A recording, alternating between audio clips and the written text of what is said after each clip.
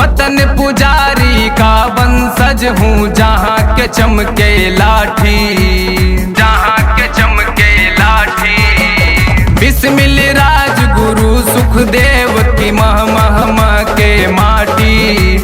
वतन पुजारी का वंशज हूँ, जहाँ के चमके लाठी। काफी सोहल कलेश कवि जाने ले रमेश, अजित खुली चुनौती देता हूँ, देता हूँ, देता हूँ। भारत माँ का बेटा हूँ, सुधर जा मौका देता हूँ।